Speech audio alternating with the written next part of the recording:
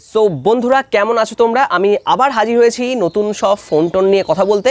হ্যাঁ, নতুন ফোন মানে দেখো, এত ফোন তো আমাদের কেনা সম্ভব না প্রত্যেক দিন, তাই না? মানে এতগুলো ফোন লঞ্চ হচ্ছে চারিদিক থেকে, তো যেহেতু ফোন নিয়ে একটু ঘাটাঘাটি করি বা ভালো লাগে ব্যাপারটার জন্য বলছি, ঠিক আছে? তো আজকে 7C সম্পর্কে কথা বলবো, হনারের একটা ফোন যেটা 7C। সো চলো প্রথমে দেখে নিই যে ফোনটার সম্পর্কে, যে ফোনটার স্পেসিফিকেশন সম্পর্কে কথা বলবো, যে ফোনটা কেমন হচ্ছে। ফোনটা যদি এই ফোনটাকে দেখি, সেটা 5.7 ইঞ্চের একটা HD+ ডিসপ্লে থাকবে এবং অবশ্যই IPS ডিসপ্লে। ব্যাক সাইডে মেটাল বডি, ওপরের দিকে দুদিকে প্লাস্টিক থাকবে। ফিজিক্যাল এবার ওভারভিউ খুব একটা খারাপ নয়। 3.5mm জ্যাক, USB 2.0, তার সঙ্গে 2 অ্যাম্পিয়ারের একটা 5 ভোল্টের পাওয়ার অ্যাডাপ্টার পাওয়া যাবে, মানে পাওয়ার ব্রেকেজ পাওয়া যাবে, ফাস্ট চার্জিংয়ের মধ্যে নেই। 3000 mAh ব্যাটারির মধ্যে পাওয়া যাবে। এবং এটা যদি আমি হিসাব করে দেখি, যে কোয়ালকম স্ন্যাপড্রাগনের 430-এর একটা অক্টাকোর প্রসেসরের মধ্যে রয়েছে, 3GB র্যাম, 32GB রম, ডেডিকেটেড SD কার্ড স্লট রয়েছে, আমি চাইলে এখানে SD কার্ড লাগাতে পারি। আর ক্যামেরা হচ্ছে এর important part. 13 megapixel rear camera, 13+2 megapixel, 13+2 মানে 2 ডেপথ সেন্সিং কিন্তু কাজে লাগবে। এবং ফ্রন্ট ক্যামেরা 8 মেগাপিক্সেল, যার অ্যাপারচার রয়েছে 2.0। তো এটাই আছে ফোনের মধ্যে, আর কিছু নেই। সব ফোনে থাকে, তাই না এরকম? ফোনটার প্রাইস হচ্ছে 8,999 টাকা, মানে 9,000 টাকায় ফ্লিপকার্টে পাওয়া যাবে। ফ্লিপকার্ট থেকে ফোনটা কিনতে পাওয়া যাবে। এবার যদি ফোনটার বেসিক্যালি আমি অপারেটিং সিস্টেম বলি, এখানে অ্যান্ড্রয়েড অরিও 8.0 সাপোর্ট রয়েছে। এখানে MIUI কি একটা বিচ্ছিরি নাম ওদের, যাই হোক একটা ইউজার ইন্টারফেস থাকবে হুয়াইয়ের তরফ থেকে। এবং এখানে ক্যামেরা মেন ইম্পর্টেন্ট পার্ট আমি বলেছি, এখানে ডেপথ সেন্সিংয়ের ব্যাপারটা এবার থাকবে। ডেপথ সেন্সিংয়ে ছবি তোলার পেছনটা ব্লার হয়ে যাবে। এটাই আছে, ফুল HD ভিডিও রেকর্ডিং হবে, দ্যাটস ইট। এটাই, এর থেকে বেশি আর কিছু বলার নেই। এবার যদি ফোনটা সম্পর্কে আমি বলি, যে এই টাকায় এই ফোনটা কিনবেন কি না, বা কেনার ইচ্ছা থাকলে কোন ফোন কিনবেন। 9,000 টাকা বাজেট। এবার এই 9,000 টাকা সেগমেন্টে, 9 থেকে 10,000 টাকা সেগমেন্টে অনেকগুলো ফোন রয়েছে। প্রথম ফোনটার নাম হচ্ছে Redmi 5 রয়েছে। Y2 লঞ্চ করেছে একটু বেশি দাম দিয়ে, 10,000 টাকা দিয়ে। আর একটা ফোন লঞ্চ করেছে কিছুদিন আগে, Realme Real 1, 9,000 টাকায়, একই 3GB 32GB। এখানে বলে রাখি, এক্সট্রা যে পার্টগুলো আছে সেখানে হচ্ছে এর মধ্যে ফিঙ্গারপ্রিন্ট সেন্সার এবং ফেস আনলক, যেটা এখন খুব ট্রেন্ডিংয়ে চলছে, সেই জিনিস দুটো রয়েছে।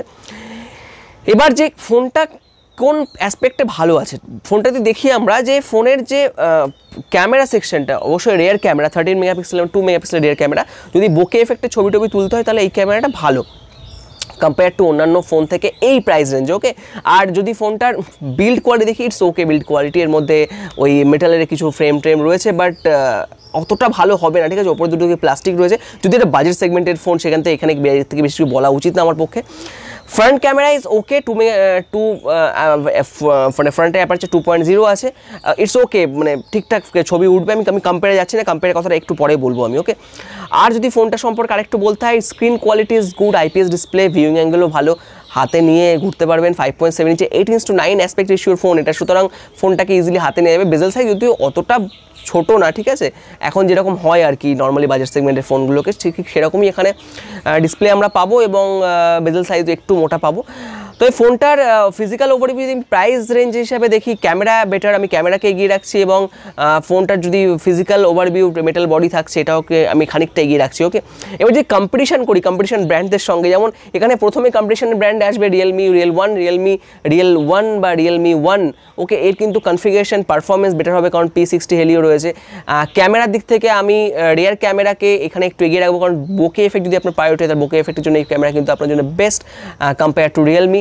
অ্যান্ড Redmi Note 5-এর সঙ্গে যদি আপনি কম্পেয়ার করেন, Redmi Note 5-এর কিন্তু কনফিগারেশন এবং ডিসপ্লে কিন্তু অনেক বেটার, বা ডিসপ্লে সাইজও অনেক বড়। আপনি যদি ক্যামেরার সঙ্গে কম্পেয়ার করেন, ক্যামেরায় অবশ্যই 7 এগিয়ে থাকবে বাজেট সেগমেন্টে। আর যদি দেখা যায় যে আপনি কম্পেয়ার করছেন ক্যামেরা টু ক্যামেরা বা পারফরমেন্সের সঙ্গে, তাহলে Realme অথবা Redmi Note 5 এটাকে এগিয়ে থাকবে। আরও যদি একটু বেশি টাকা খরচা করেন, তাহলে Y2 আপনার পকেটে চলে আসবে, দামটা একটু বেশি হবে, কিন্তু ডুয়াল ক্যামেরা সেটআপ এবং সামনে আপনি বেটার সেলফি ক্যামেরা পাচ্ছেন, ওকে।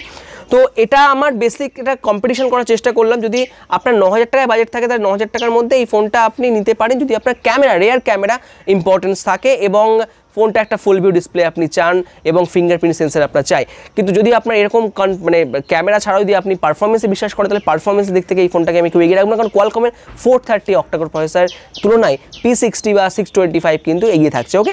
তো আপনার পয়সা, আপনি অবশ্যই ভাববেন কোনটা ভালো হবে। আমি আমার ওপিনিয়ন রাখলাম অ্যাজ এ নর্মাল ইউজার হিসেবে, নর্মাল রিভিউয়ার হিসেবে, বা নর্মাল ওপিনিয়ন আপনাকে দিলাম, যে 7A যদি আপনি রিয়ার ক্যামেরা, ডুয়াল রিয়ার ক্যামেরায় ছবি তুলতে চান বোকে এফেক্টে, এবং একটু শো অফ করতে চান, দুটো ক্যামেরা আছে আপনার ফোনে, তাহলে ফোনটা আপনার জন্য।